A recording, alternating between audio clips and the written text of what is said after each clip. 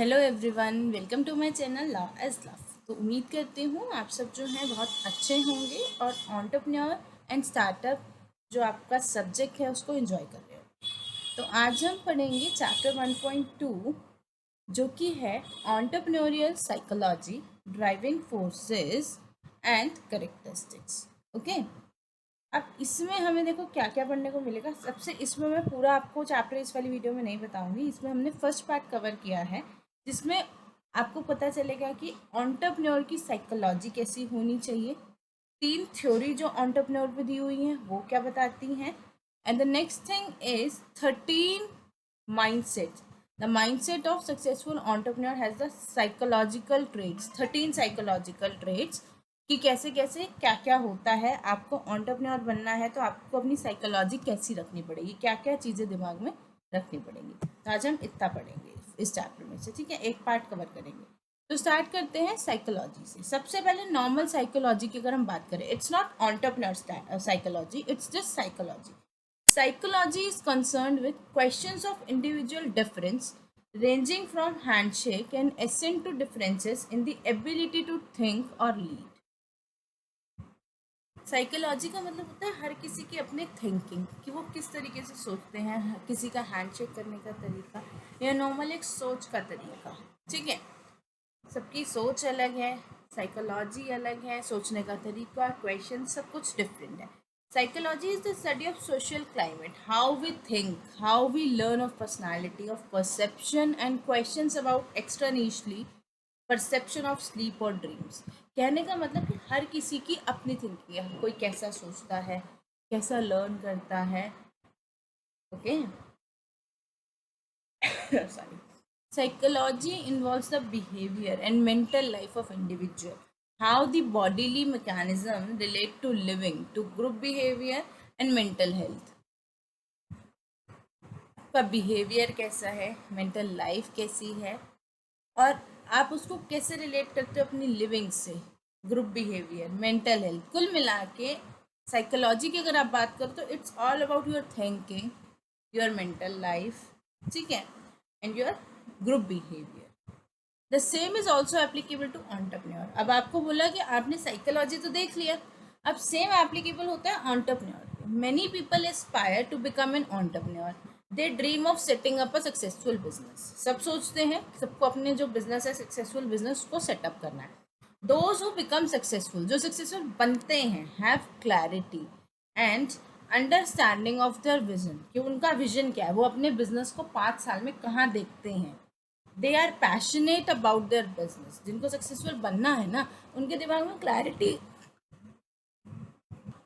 Sorry, उनके दिमाग में क्लैरिटी होती है कि उनको क्या बनना है, अपने विजन को कैसे अचीव करना है। They are passionate about their business.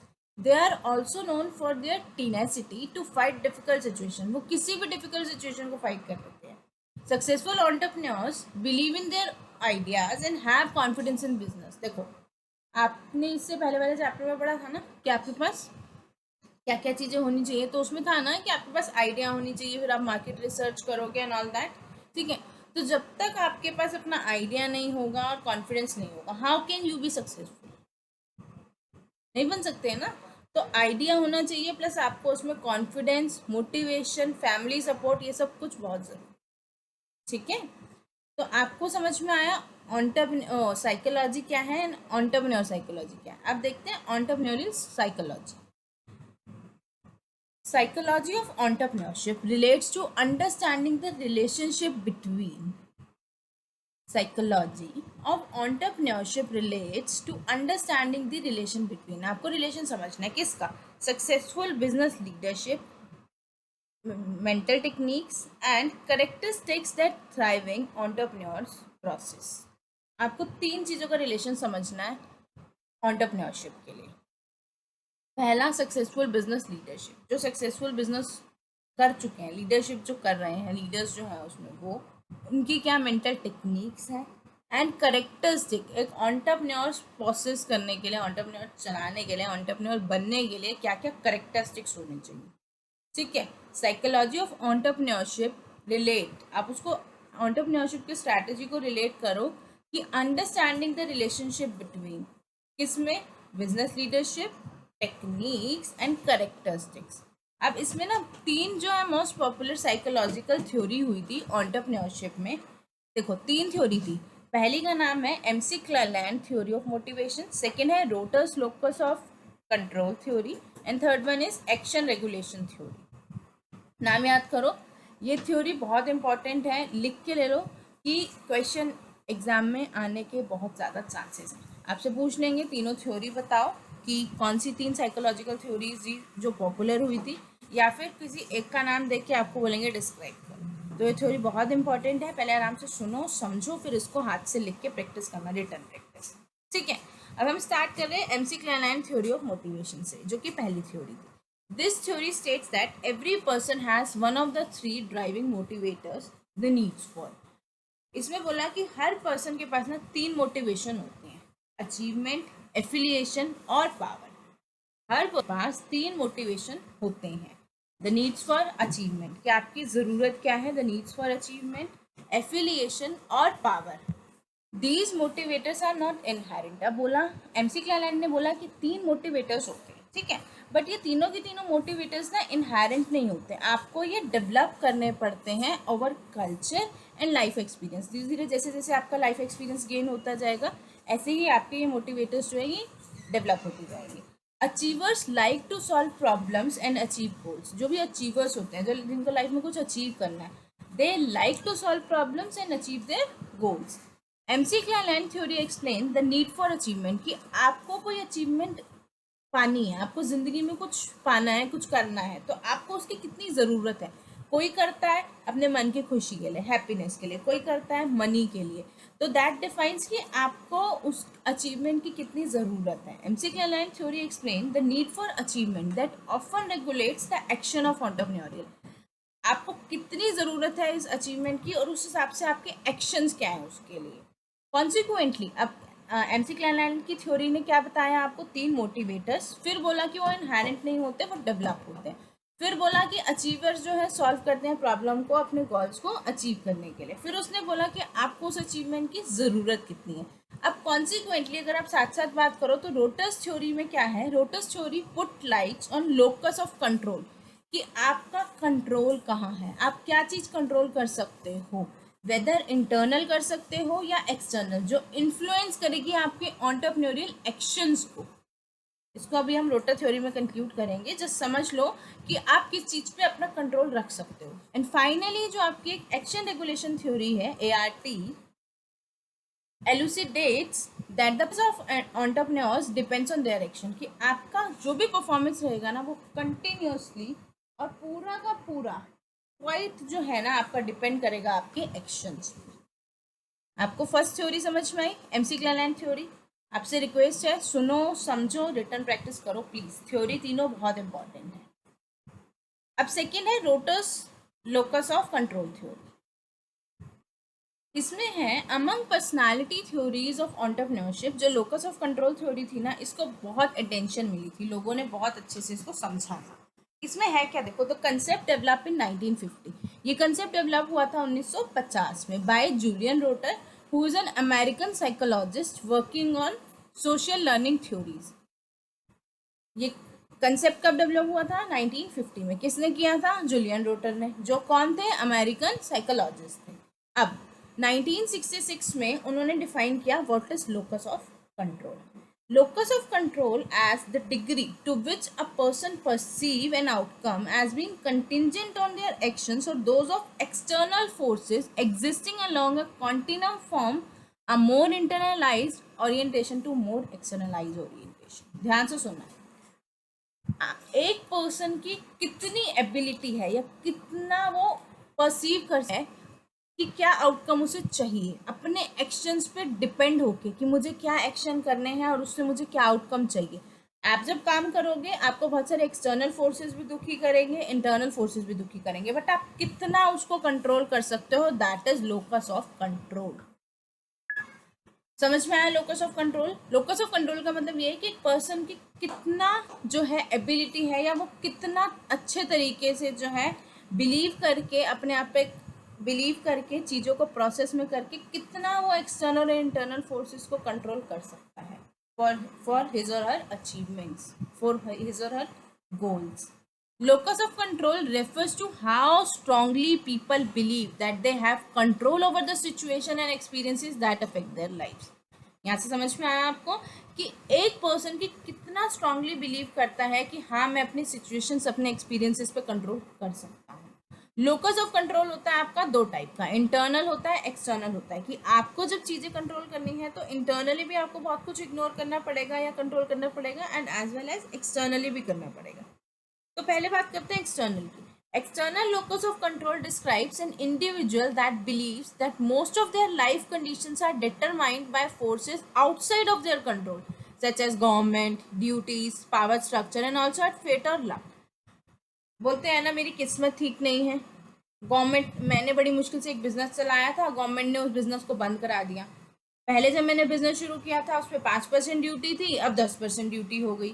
Power structure change हो गया. तो कहने का मतलब these are the forces on which you don't have any control, क्योंकि ये सब आपके हाथ में नहीं है. तो एक्सटर्नल लोकस ऑफ कंट्रोल होता है वो चीज़ें, वो लाइफ की कंडीशंस जिस पे आपका कोई कंट्रोल नहीं है. Those are outside from your control. ठीक है. अब आता है internal locus of control. Internal locus of control describes an individual that believes that they are their own master and can act to change their own life condition. अब आपके internal life में कुछ हो रहा है. मान लो कि आप बिजनेस चला रहे थे, आपकी कंपनी के अंदर जो है वर्कर्स ने स्ट्राइक कर दी, तो इट्स एन इंटरनल मैटर ना. You can control it. उनसे बात करोगे, उनसे डिस्कशन करोगे, उनकी प्रॉब्लम समझोगे और उनसे बात करके प्रॉब्लम सॉर्ट आउट हो जाएगी. तो that is internal locus of control in which you are your own master and you can act to change problems और योर ओन लाइफ कंडीशंस. बात समझ में आ रही है. अब ये था नॉर्मल के एक्सटर्नल लोकस ऑफ कंट्रोल क्या होता है, इंटरनल क्या होता है. अब when it applies to entrepreneurs, those with an external locus might believe that their survival or their success chances are determined by market and institutional forces they cannot control. अब जो external locus लेके चलते हैं ना, वो ये believe करते हैं कि जो उनका सर्वाइवल है, बिजनेस का चलने, बिजनेस चलता रहे बिजनेस का सर्वाइवल और बिजनेस की सक्सेस जो है ना, वो डिटरमाइन होती है मार्केट से और इंस्टीट्यूशन के फोर्सेस से. ऑब्वियसली क्योंकि उनका एक्सटर्नल जो है लोकस है, तो वो बाहर के हिसाब से चल रहे हैं कि मार्केट के ऊपर मेरा बिजनेस कितना डिपेंड है, इंस्टीट्यूशन फोर्सेस के ऊपर कितना डिपेंड है, और एक्सटर्नल फोर्सेस को वो चेंज नहीं कर सकते. Conversely, entrepreneurs with internal locus believes that success is determined by his or her own efforts and ability. अब जिनका इंटरनल लोकस ऑफ कंट्रोल है वो ये सोचते हैं कि मेरी जो सक्सेस है वो टोटली इस पे डिपेंड करते हैं कि मेरे अपने एफर्ट्स क्या है, मेरी अपनी एबिलिटीज़ क्या है. बात समझ में आ रही है आपको. तो it's locus of control theory. आपको समझ में आया लोकस ऑफ कंट्रोल थ्योरी कब डेवलप हुई थी, कब 1966 में इसकी डेफिनेशन आई थी. नॉर्मल मीनिंग क्या है, रेफर्स टू में दो तरीके के होते हैं, इंटरनल एक्सटर्नल. एक्सटर्नल क्या होता है, इंटरनल क्या होता है. फिर इंटरनल और एक्सटर्नल का क्या मतलब है अगर आप उसको एंटरप्रेन्योर में लगाते हो. ठीक है. थर्ड थ्योरी है ART, action regulation theory. This theory looks at how individuals achieve their goals through process of action and regulation. ये थ्योरी आपको बताती है कि कैसे कोई इंडिविजुअल अपने गोल्स को अचीव कर सकता है अपने एक्शन और रेगुलेशन के थ्रू, अपने एक्शंस करके उनको रेगुलेट करके. This theory is particularly useful for understanding organization design and workflow analysis where flaws and hindrances in work procedures can be identified. इस थ्योरी से आप अपने ऑर्गेनाइजेशन के डिज़ाइन को समझोगे. वर्कफुल एनालिसिस आप देखोगे काम क्या है, काम का एनालिसिस करोगे, उसके फ्लॉज, उसकी कमियां देखोगे, हिंड्रेंसेस देखोगे कि आपके काम में कहाँ कहाँ रुकावटें आ रही हैं. एक्शन रेगुलेशन में आप यही देखोगे ना, आपका बिजनेस क्या है, क्या उसकी प्रोज एंड कॉन्स हैं, कहाँ रुकावटें आ रही हैं, कहाँ कमियां हैं. ठीक है. ART means action regulation theory. ART explain individual goals, directed behavior as well as its incidents and consequences in work and organization context. आपके गोल्स क्या हैं, आप उसको कैसे अचीव करोगे इन ऑर्गेनाइजेशनल कॉन्टेक्स्ट. अब entrepreneur needs more support from network. आपको पता है लास्ट टाइम भी हमने डिस्कस किया था कि एंटरप्रेन्योर को फैमिली सपोर्ट की, उसके अपने गोल्स को अचीव करने के लिए फैमिली का जो है सपोर्ट चाहिए, फैमिली एंड फ्रेंड्स. ठीक है.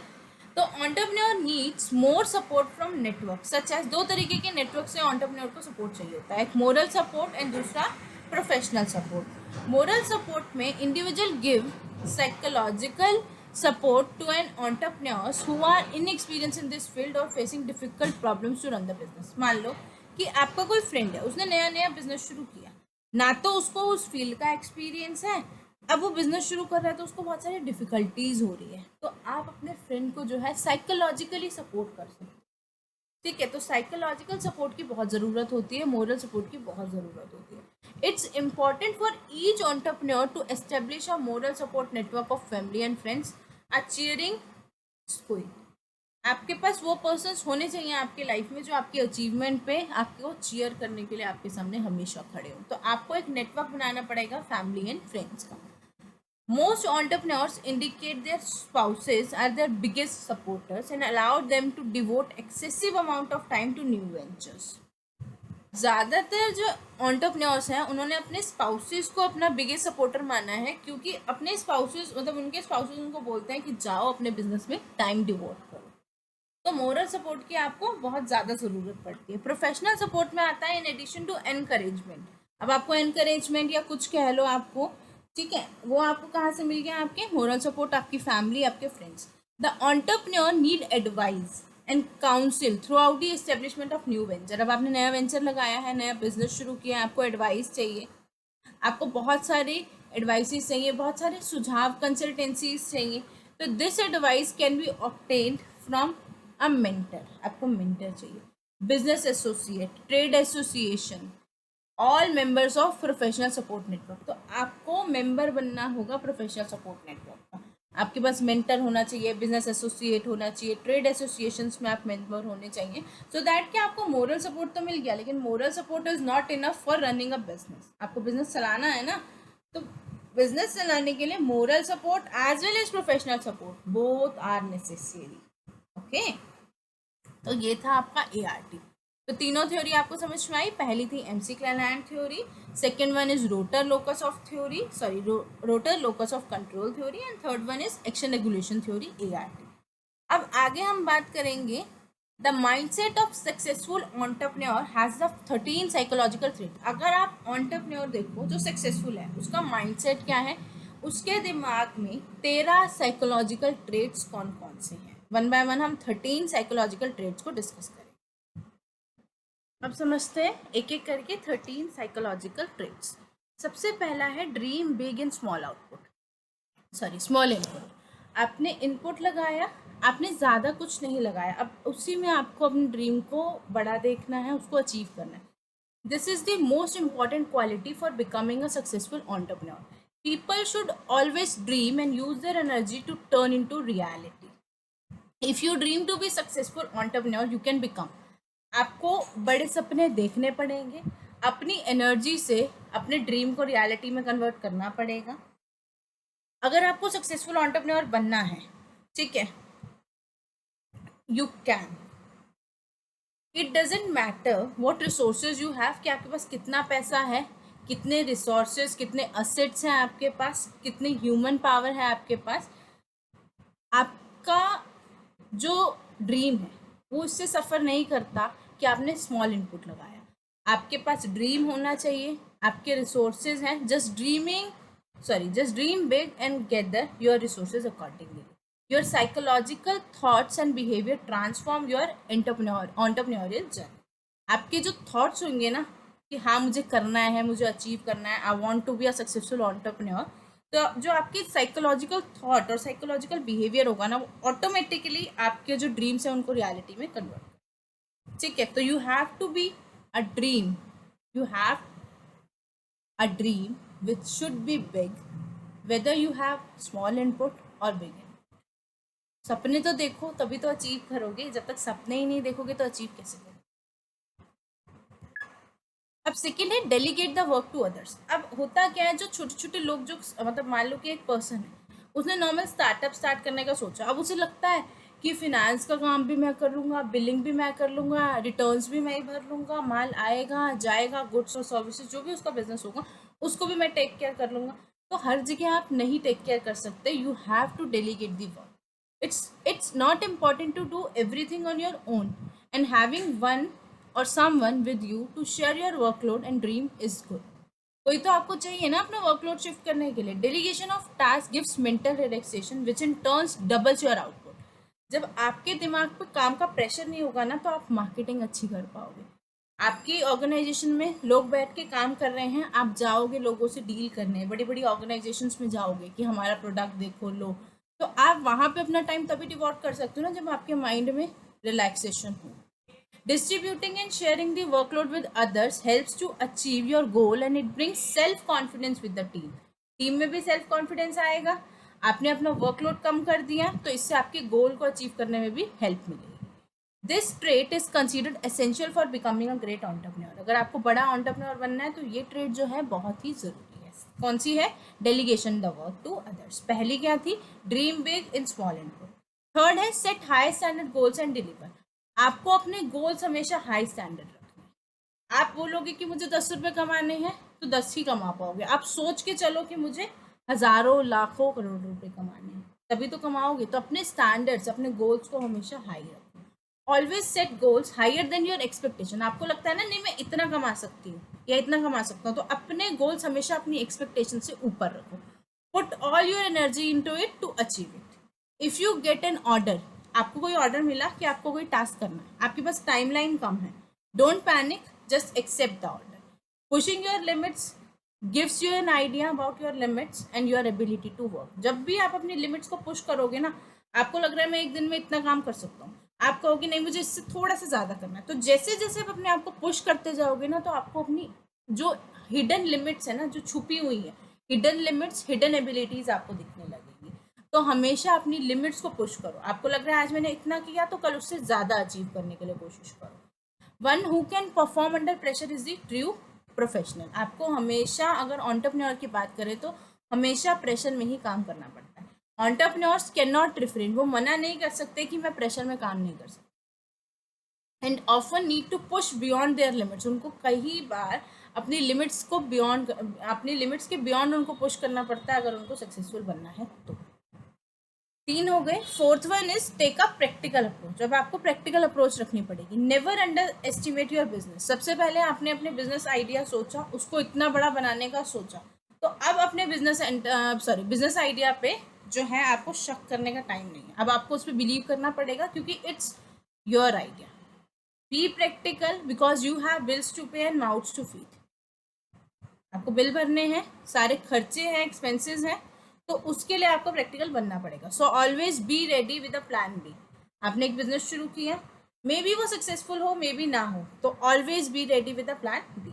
Build alternate sources of income that can sustain you until the business takes off. जब तक आपका बिजनेस जो है ऊंची उड़ाने नहीं भरता, तब तक आपके पास ऑल्टरनेट सोर्स ऑफ इनकम हमेशा अवेलेबल होना चाहिए.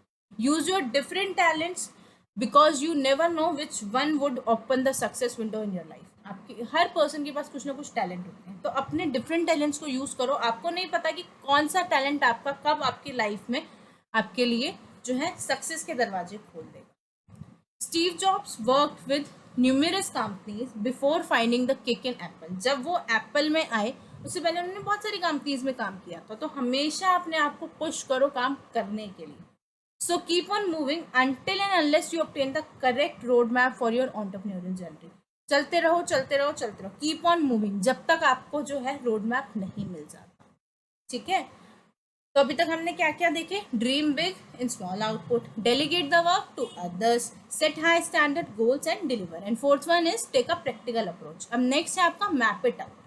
Before making any big investment, map out the project blueprint and cover every possible point within the strategy. आप ब्लूप्रिंट बनाओ अपने बिजनेस के लिए, हर पॉइंट को उसमें कवर करो. All aspects of startup plan should be discussed prior and the pros and cons of venture. कि आप जो बिजनेस खोलने जा रहे हो उसके क्या प्रोज होंगे, क्या कॉन्स होंगे, ought to be let down clearly. आपको ब्लूप्रिंट बनाना है अपने प्रोजेक्ट का, उसमें हर चीज़ लिखनी है, उसके लिए स्ट्रैटेजी, उसके पॉसिबल प्रोज एंड कॉन्स, उसमें क्या क्या हो सकता है. ठीक है, तो हर चीज़ को मैप इट आउट करो, हर चीज़ को लिख के समझो कि आप क्या एनालिसिस करके आप उसमें कितना पैसा लगा सकते. मोटा पैसा कोई एकदम से ऐसे तो नहीं लगा देता, प्लानिंग होती है, सोचना पड़ता है कि कैसे कैसे क्या करना चाहिए। Next is treat and raise your business like a child. अपने बिजनेस को ना अपने बच्चे की तरह पालो। When your child is growing, जब आपका बच्चा ग्रो कर रहा होता है, आप उसको प्यार करते हो, उसको नोरिश करते हो, किस लिए? कि वो अच्छे से ग्रो करे। But once they enter into adulthood, जैसे ही आपका बच्चा अडल्टहुड में एंटर करता है, you set them free to explore the world. अब आप उनको छोड़ देते हो कि यू कैन, अब आप उनको छोड़ देते हो कि आप खुद से वर्ल्ड को एक्सप्लोर कर सकते हो। ऐसे ही अपने बिजनेस को सेम वे ट्रीट करो। Put everything in your business when it's growing, जब वो चल रहा है अपने बिजनेस में हर चीज दो, but when the time to sell it to someone else is right, don't think twice. अब आपने अपने बिजनेस को इतना बड़ा बना दिया, मान लो आपका जब बिजनेस शुरू किया आपने उसमें 1 CR इन्वेस्ट किया था, और आज की डेट में अगर आपका बिजनेस सेल करते हो तो वो 100 CR में सेल हो रहा है। तो अब जो है ना, अब इमोशनल होने का टाइम नहीं है। अब आपको लग रहा है कि it's the right time to sell the business, तो दोबारा मत सोचो, don't think twice, don't stick to it because you love it, and remember there is no place for sentiments in the world of entrepreneurship. आपको अब business बेचना पड़ रहा है तो बेचो, यहाँ पे अपनी इमोशनल जो है क्वालिटी को बीच में मत लाओ। Treat and raise your business like a child. Next is fear equal downfalls. Never let your fears impact your life decision. अपने डर को कभी भी लाइफ के डिसीजंस को हैम्पर मत कर दो। Rule your fears and bend them according to your will. अपने फियर्स को ही रूल करो, उन पे काम करो और उनको बेंड करो, उनको चेंज करो अपनी विल, अपनी इच्छाएं, अपनी ड्रीम्स के लिए। Empower and overcome fear to become an entrepreneur. आपको अपने फियर्स पे एम्पावर करना है, उन पे राज करना है, उनसे ओवरकम करना है। ठीक है। Next is gratitude is your attitude. आपका एटीट्यूड हमेशा क्या होना चाहिए? Gratitude. It doesn't matter how successful your venture is. आप नहीं मैटर करता आपका वेंचर कितना सक्सेसफुल है और how much money you made. A successful person should always stay humble and grounded. आपको ग्राउंड रहना पड़ेगा, ठीक है, हम्बल रहना पड़ेगा। डजेंट मैटर कि आप कितने सक्सेसफुल हो गए तो आपको अपनी ईगो बीच में लानी है या फिर अपना एटीट्यूड हाई करना। A person's attitude should be full of gratitude and one should never forget his roots. पेड़ उगता है, वो कितनी ऊंचाइयां भी हासिल कर ले, लेकिन टिकिया तो वो रूट्स पे हुआ है ना, उसकी जड़ें तो जमीन में ही है ना। तो आप कितनी भी सक्सेस हासिल कर लो, never forget your roots. Since success is temporary and behaviour is permanent. Success आपको टेम्परेरी मिली है बट आपका बिहेवियर आपके साथ लाइफ टाइम रहता है। तो you should always have attitude which should be full of gratitude. ठीक है। Always remember who you are and where you came from. It is important, always remember where you came from. आप आए कहाँ से हो उसको कभी नहीं भूलना चाहिए। Gratitude should be your attitude as in and is an important component of your entrepreneurial skill set. ये आपके दिमाग में होना चाहिए। Gratitude is your attitude. Next है get investors. The number 1 rule of the business is never using your own money. अपना पैसा नहीं लगाओ। Always find investors. इन्वेस्टर्स ढूंढो who are willing to work with you, जो आपके साथ काम करना चाहते हैं, and churn your profits out of their investment and churn profits out of their investment for you as well as them. अपना पैसा देंगे, आपके बिजनेस में लगाएंगे और उससे जो भी प्रॉफिट होगा वो आपके और उनके बीच में डिस्ट्रीब्यूट। तो हमेशा इन्वेस्टर्स लाओ, अपना जो पैसा है उसको मत लगाओ।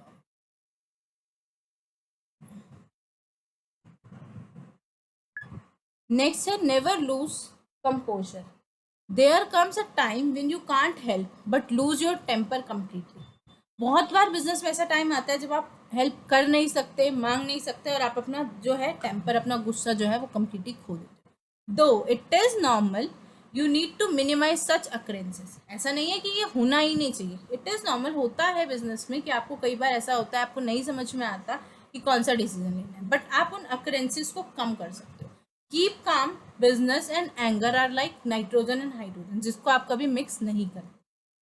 बिजनेस और एंगर, आपका अपना बिजनेस और एंगर, आपका गुस्सा, ये है एक नाइट्रोजन और हाइड्रोजन की तरह, जिसको आप कभी मिक्स नहीं करते।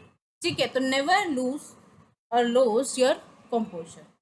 नेक्स्ट है have fun, enjoy your work. देखो आप अपने काम को बर्डन समझ के करोगे तो 2 दिन 3 दिन 4 दिन बाद आपको लगेगा छोड़ो, it's a burden for me.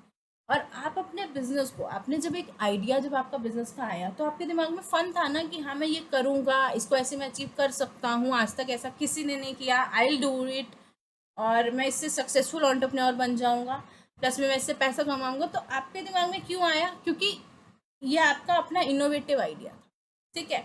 तो आपने सोचा तो इसमें कुछ मोटिवेशन होगा, बर्डन तो नहीं था ना, किसी ने जबरदस्ती तो नहीं कहा कि तू ये बिजनेस कर। तो हमेशा अपने काम को एंजॉय करो, enjoy your work and don't treat it as a burden. If you start to think of as a burden and rush to work, that one day it will become difficult for you to continue. क्योंकि जब आप कोई चीज़ burden लेते हो ना, 2 3 4 5 6 7, इससे ज़्यादा दिन तक आप उसको कंटिन्यू नहीं करना। अपने काम को एंजॉय करो ताकि वो कॉन्टिन्यूसली उसकी बनी रहे। नेक्स्ट है फॉल एवरीडे। बिजनेस में आप हर रोज गिरते हो, don't be afraid to fall. If you do, wake up with renewed energy the next day and be ready to fall again. Business में गिरे हो, उठो, नई एनर्जी से फिर से शुरू करो, और फिर से ये उम्मीद के साथ, और मतलब आप कह सकते हो कि आप एक पॉइंट के साथ उठो कि हाँ मैं दोबारा भी गिर सकता हूँ, उम्मीद नहीं सॉरी, मतलब उठो तो ये दिमाग में लेके चलो कि ऐसा नहीं है कि मैं गिर के उठाऊं तो फिर नहीं गिर सकता। बिजनेस है, कुछ भी हो सकता है। In the end failures will come to you.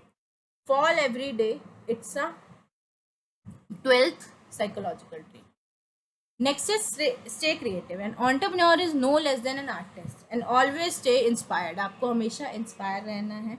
Business चलाओगे तो आपके अंडर कुछ एम्प्लॉयज़ काम करेंगे। You have to motivate them. जब आप खुद ही मोटिवेट नहीं होगे, खुद ही क्रिएटिव नहीं होगे, तो दूसरों को कैसे मोटिवेट करोगे? You should nurture and improve creativity through different methods like drawing, music, reading, walking. तो वो आपका अपना तरीका है कि आप अपनी क्रिएटिविटी को कैसे नर्चर और इम्प्रूव करते हो, ठीक है।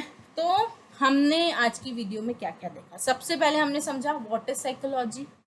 फिर हमने देखा कि साइकोलॉजी अगर हम एंटरप्रेन्योर्स पे लगाते हैं तो क्या होना चाहिए, एंटरप्रेन्योर्स कैसे सक्सेसफुल बन सकते हैं, उनकी साइकोलॉजी पे डिपेंड करता है, ठीक है। आपको अपना ड्रीम बड़ा करना है, क्लैरिटी रखनी है अपने विजन के लिए, पैशनेट बनना है। उसके बाद तीन जो है एंटरप्रेन्योरियल थ्योरीज हमने देखी, entrepreneurial psychological theory, MC Cleland theory, rotor, locus of control and ART। MC Cleland ने बोला 3 मोटिवेशंस के बारे में, आप उसको कैसे डेवलप करते हो अपनी लाइफ चलते चलते, लाइफ में आपको मूव ऑन करते करते आप उसको कैसे डेवलप करते हो। रोटर्स ने बात की लोकस ऑफ कंट्रोल, आपका इंटरनल लोकस ऑफ कंट्रोल क्या होगा एंड एक्सटर्नल क्या होगा, और किस पे आप कंट्रोल कर सकते हो, किस पे नहीं कर सकते। ART थ्योरी ने बात करी आपकी कि कैसे एक इंडिविजुअल अपने ऑर्गेनाइजेशन को समझता है, ऑर्गेनाइजेशन की कमियां, ऑर्गेनाइजेशन की प्रॉब्लम्स, रुकावटें ग्रो करने में, उन सबको समझो। आप अपने एक्शन से कैसे सक्सेसफुल बन सकते हो वो कैसे आप समझो। फिर 2 तरीके के सपोर्ट आपको चाहिए होते हैं, moral support plus professional support. 13 psychological traits, मेरे साथ साथ बोलना। पहला, dream big in small input. आपका कम इनपुट लगा है बट आप उसमें भी बड़े सपने देखोगे, अपने काम को डेलीगेट करोगे, delegate the work to others. Third is set high standard goals and deliver. आपको हमेशा अपने गोल्स अपनी एक्सपेक्टेशन से ज़्यादा रखने हैं। टेक अ प्रैक्टिकल अप्रोच, हमेशा प्रैक्टिकल अप्रोच लेके चलोगे कि मुझे अपने बिजनेस के लिए सेकेंड प्लान रेडी रखना है। प्रैक्टिकल तो यही होता है ना, वरना आप इमोशनल हो जाओगे तो आपको लगेगा यार एक बिजनेस चेक कर तो दिया, इसी पे चलता रहता हूँ। नहीं, you should have always a plan B. आपको नहीं पता प्लान ए जो है वो कब खत्म हो जाए, ठीक है। प्रैक्टिकल लेके चलनी है, मैप इट आउट, सारा ब्लूप्रिंट बनाना है, देखना है कि आपके बिजनेस के प्रोज एंड कॉन्स क्या है। Next is 6th is treat and raise your business like a child. अपने बिजनेस को चाइल्ड की तरह बड़ा करना है, उसको जब वो ग्रो हो रहा है सब कुछ देना है, पर जब उसको सेल करने का टाइम आएगा तो don't think twice. Next is fear equal downfall. आपके बिजनेस में फियर्स आएंगे जहां आपको डिसीजन लेना पड़ेगा, तो you have to empower and overcome your fear. Next is gratitude is your attitude. हमेशा अपने मन में फीलिंग ऑफ ग्रैटिट्यूड रखनी है, हमेशा याद रखना है वेयर यू केम फ्रॉम, ठीक है। हमेशा याद रखना है वेयर यू केम फ्रॉम, और अपनी रूट्स, अपनी जड़ें नहीं भूलनी है, चाहे आप कितने भी सक्सेसफुल हो जाओ। Next is get investors. अपने बिजनेस में कभी भी पैसा नहीं लगाना, इन्वेस्टर्स ढूंढो, वो आपके बिजनेस में पैसा लगाएंगे एंड वो और आप दोनों मिलकर उससे प्रॉफिट अर्न करोगे। Next is never lose composer. आपको बिजनेस चलाते चलाते बहुत बार ऐसा होगा, नहीं समझ में आएगा क्या करना है, अपना टेम्पर खो दोगे, बट कोशिश करो कि उस पर आप थोड़ा सा क्या करो, उसको उन अकरेंसेस को मिनिमाइज करो। Next one is have fun. अपने काम को फन की तरह रखो, अपने काम को एंजॉय करो, क्योंकि बर्डन लोगे तो उसकी 2 दिन 3 दिन 4 दिन बाद वो कंटिन्यू नहीं कर पाओगे। Next is fall every day. Business है तो रोज गिरोगे, but next day same energy के साथ खड़े हो, रिन्यूड एनर्जी के साथ खड़े हो, और ये सोच के खड़े हो कि अभी भी खड़ा हो रहा हूँ, बिजनेस को फिर से सेटअप कर रहा हूँ, फिर से चलाने के लिए काम कर रहा हूँ, हो सकता है ये फिर से गिर जाए। ठीक है। Next is stay creative. हमेशा क्रिएटिव रहो, क्योंकि एंटरप्रेन्योर को क्रिएटिव रहना बहुत ज़रूरी है। ठीक है। तो उम्मीद करती हूँ आपको एंटरप्रेन्योरियल साइकोलॉजी, मतलब ये जो चैप्टर है इसका first part that is entrepreneurial psychology, ये समझ में आई। ठीक है। तो एंटरप्रेन्योर इन स्टार्टअप की वीडियोस देखने के लिए प्लीज़ चैनल को सब्सक्राइब कर दो। वीडियोस को सिर्फ अपने तक मत रखो, अपने कलीग्स, अपने फ्रेंड्स के साथ शेयर करो, ताकि सीएमए फाइनल वाले बच्चों को पता चले कि हाँ ये सब्जेक्ट यूट्यूब पे अवेलेबल है और सबका बेनिफिट हो पाए। ठीक है। वीडियो अच्छी लगे तो प्लीज़ लाइक कर देना, और प्लीज़ अपना वैल्यूएबल फीडबैक जो है मुझे कमेंट में दे दो, सो दैट मुझे पता चले मुझे क्या चेंज करना है, या फिर सेम चलाती रहूँ कंटिन्यू, आपको समझ में आ रहा है। एक रिक्वेस्ट मेरी तरफ से है, आज ये टॉपिक खत्म हो गया, अब आप उसको हाथ से रिटर्न प्रैक्टिस करो कि 13 साइकोलॉजिकल ट्रेट्स क्या होते हैं। 13 के पहले पॉइंटर्स, हेडिंग्स आपको पता होनी चाहिए, फिर आपको हेडिंग्स के अंदर क्या लिखना है वो आपको पता होना चाहिए।